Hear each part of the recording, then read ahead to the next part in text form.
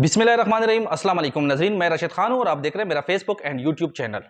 जैसा कि आपको मालूम है कि कल रात से पाकिस्तान पर भारत की जानब से जो मिसाइल दागे गए थे, उस पे पाकिस्तान का जो रद्द-ए-अमल था, वो जो हमारे पाक फ़िज़ाइया है उन्होंने भरपूर जवाब दिया था, जिसमें 5 राफेल तैयारे जो भारत के हैं वो गिर चुके हैं, जो कि पाकिस्तान ने गिराए हैं। पाकिस्तान पाक फ़िज़ाइया ने JF-17 थंडर और J-10 इन 2 तैयारों ने जवाबी कार्रवाई की थी, जिसके नतीजे में मैं आपको ये भी बताता चलूं कि जो फ्रांस का जो राफेल तैयारा है, उनके जो शेयर्स है वो काफ़ी डिक्रीज़ हो गए हैं, क्योंकि वो उनके जो तैयारे गिर गए हैं, उनकी जो कंपनी है उसके शेयर्स काफ़ी डिक्रीज़ हो गए हैं। और दूसरी जानिब पाकिस्तान के जो J-10 और JF-17 थंडर, ये जो 2 तैयारे हैं, इनके शेयर्स काफ़ी, इन 2 कंपनियों के काफ़ी इंक्रीज़ हो गए हैं।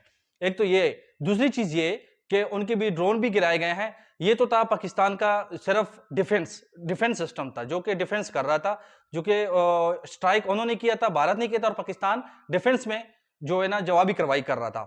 आज सुबह 10 बजे जो नेशनल सिक्योरिटी का जो कॉन्फ्रेंस था वो बुलाया गया था, जिसमें वज़ीर आज़म शहबाज शरीफ ने काफ़ी अच्छी स्पीच किया है। लेकिन अगर इस पे अमली जो है ना अमल किया जाए, जिस तरह के उसने शहबाज शरीफ ने बोला है कि हम जो है ना जवाबी स्ट्राइक करेंगे, लेकिन जो अमली काम किया जाए, जिस तरह सिर्फ बोलने का तक ना रहे, बोलने तक ना रहे, अवाम को अमली काम चाहिए।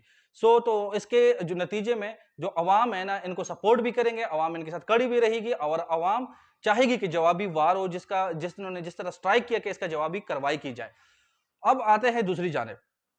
जिस तरह के आपको मालूम है कि सुप्रीम कोर्ट ने एक फैसला किया है, जो कि मैं अभी आपको बता देता हूं, जो कि सिविलियंस का ट्रायल मिलिट्री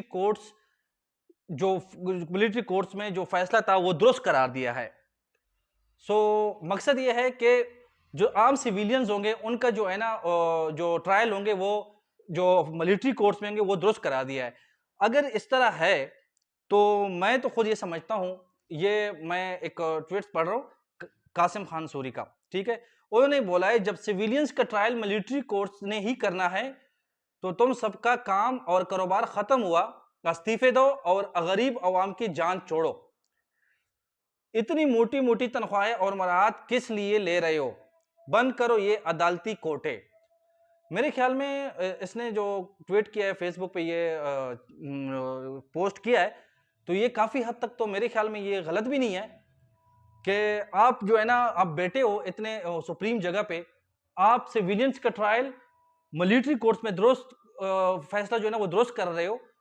आम सिविलियंस के ट्रायल अगर वहां होते हैं तो फिर आप मुराद किस चीज के ले रहे हो? आप इतनी बड़ी तनख्वाहें किस चीज के लिए? तो आवाम के टैक्सों के पैसे, आवाम के पसीने के पैसे से आप लोगों को तनख्वाहें मिल रही है, किस चीज की मिल रही है? अगर ये काम फौजी अदालतों ने करना है, मिलिट्री अदालतों में ने करना है, तो फिर आप इस चीज की तनख्वाहें ले रहे हो, किस चीज के लिए वहां बैठे हो? तो फिर आप छोड़ो। मिलिट्री कोर्ट्स अवाम का एक्सेप्टेबल है, ये नहीं कि अवाम वो नहीं चाहती कि मिलिट्री कोर्ट्स में सिविलियंस का ट्रायल ना हो। अगर वहां से सिविलियन ट्रायल्स हो सकते हैं, उनको तो वैसे भी तनख्वाहें मिल रही है, उन्हें वैसे भी तनख्वाहें दे रहे हैं, तो अगर वो ये काम कर सकते तो फिर आप इतने मराहत क्यों, किस चीज के लिए ले रहे हो? तो मेरे ख्याल में ये फैसला उन्होंने जब किया है तो ये दुरुस्त किया, कोई मसला नहीं है। लेकिन जो अवाम का रद्द अमल है, सहाफियों का रद्द अमल है, वो भी कम नहीं है। वो भी यही कहते हैं, अगर ये फैसले उन्होंने ही करने हैं तो फिर आपका क्या काम है? जो इतना सुप्रीम जगह पे बैठे हो, आप मराहत ले रहे हो, प्रोटोकॉल ले रहे हो, अवाम के पसीने से आप लोगों को इतनी बड़ी तनख्वाहें मिल रही है, उसका क्या फायदा? फिर उससे बेहतर है कि वो आप छोड़ दें, वो सीट छोड़ दें, ताकि ये मराहत, ये तनख्वाहें, ये जो अवाम का पसीना आप लोग चूस रहे हो, कम से कम ये तो बच जाए ना। एक तो ये चीज है, ठीक है। दूसरी चीज ये है कि लड़ाई जो जिस तरह से भारत ने शुरू किया था, पाकिस्तान ने तो अभी जवाबी वार अभी तक किया नहीं, क्योंकि सिर्फ वो कुछ डिफेंस में खेल रहा था। लेकिन आज रात बड़ी इंपोर्टेड है, बड़ी खास है। ये जो है ना हम आपके सामने थोड़ी देर बाद दोबारा शेयर करेंगे, जो कंफर्म हो जाए, क्योंकि आज जो फैसले हुए हैं कुछ, वो स्ट्राइक के बिलाखिर ये समझ में आ सकता है कि या तो फिर जिन्होंने अवाम को निशाना बनाया है भारत ने, इसके जवाबी कार्रवाई होगी या नहीं होगी, ये तो थोड़ी देर बाद पता चलेगा। लेकिन ये जो फैसला आया है जो सिविलियंस पे किया गया, क्योंकि वहां से भी जो अटैक हुआ है वो सिविलियंस पे हुआ है, और यहां पे भी सुप्रीम कोर्ट से जो आईनी बेंच है, उन्होंने जो फैसला किया है वो भी सिविलियंस पे हुआ है, क्योंकि सिविलियंस पे ये कानून इन्होंने लागू किया है कि इनका ट्रायल फौजी अदालतों में दुरुस्त करार दिया गया है। अगर फौजी अदालतों में सिविलियंस का ट्रायल होता है, तो फिर आपका क्या काम है जो इतने बड़े-बड़े तनख्वाहें ले रहे हो, मराहत ले रहे हो, इसका जो अवाम का पसीने का जो पैसा है, उससे आप लोगों को इतने मराहत मिलते हैं। अवाम जो है ना दर-बदर ठोकरें खा रहे हैं, तो फिर आप लोग एक तो ये चीज़ है कि ये आप लोग कर क्या रहे हो? तो फिर आप इस्तीफ़े दे दो, जाओ अपने घर पे बैठ जाओ, मिलिट्री जाने, अवाम जाने, मिलिट्री कोर्ट जाने। दूसरी चीज़, हमारे मुल्क कर्ज़दार मुल्क है, आईएमएफ के सामने बैठता है, कई मुल्कों से कर्ज़े माँगता है और दूसरी जानिब हम देखते हैं कि पार्लियामेंटेरियन के और जो हमारे मिनिस्टर्स हैं, उनकी तनख्वाहों में 140% इज़ाफ़ा किया गया है।